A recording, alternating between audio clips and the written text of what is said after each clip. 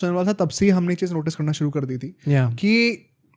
देखो पाकिस्तान की पिटाई और धुलाई तो सबके सामने हुई है, एंड वहाँ पर जो अल्टीमेटली न्यूक्स वाला सीन आया था, अपेरेंटली वहाँ पे अमेरिका का भी कुछ ना कुछ तो एस्टैब्लिशमेंट थी, एंड अमेरिका क्लियरली पिस्ड उससे। हम अभी देख रहे हैं कि यूक्रेन रशिया वॉर का भी पूरा जो भांडा है वो पूरा हमारे सर पे फोड़ दिया, एज इफ हमारे वैसे ही पूरी चीज़ें फंडिंग हो रही है। ये एक डाइवर्टेड एंगर है ऑफ अमेरिका जो कि वहाँ से निकल के आ रहा है, और अमेरिकन पूरा जो वेस्टर्न मीडिया है वो पाकिस्तान के थ्रू इंडिया को नीचे लाना चाहता है, बिकॉज जो ऑपरेशन सिंदूर हुआ है ना उसके चलते हुए एक तो इंडिया का नाम बहुत ऊंचा हुआ है वॉरफेयर में, सेकेंडली जो इक्विपमेंट्स जो वेपनरी हम यूज कर रहे हैं उनकी वैल्यू बहुत बड़ी है भाई,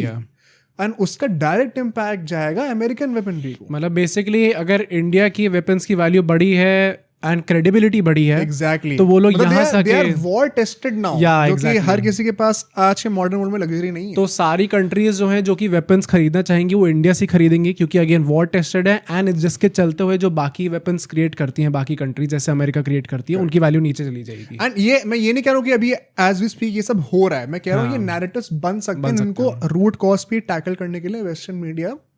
उछलने लग गई है, पाकिस्तान को एज अ सेवियर जो है प्रोजेक्ट करना चाह रही है। तो ऐसे में ना already the international narrative is kind of a bit against India, because nobody wants to see India rise, क्योंकि इंडिया अभी भी अगर आप देखोगे तो जीडीपी के जो भी मेजर्स आ रहे हैं सबको क्वार्टर वाइज क्वार्टर बीट करते जा रही है, प्रोजेक्शंस जो भी आ रहे हैं, एंड ऐसे में it's a major threat to the existing super powers. तो यहाँ पर इसके चलते हुए कहीं ना कहीं अगर हमें इन चीज़ों को टैकल करना है बहुत ही काम होके, बहुत ही डिप्लोमेटिक होके और शांति से, अगर आप बहुत इसका इजी एग्जांपल देखो तो मोदी ने जो है कुछ रिस्पॉन्ड थोड़ी करा, अभी जो टैरिफ्स इंपोज करेंगे 25% एक्स्ट्रा जो करा गया है अमेरिका की तरफ से, शांति है। न्यूज़ तो वो आ रही थी कि आपने 5 बार कॉल नहीं उठाई ट्रम्प की,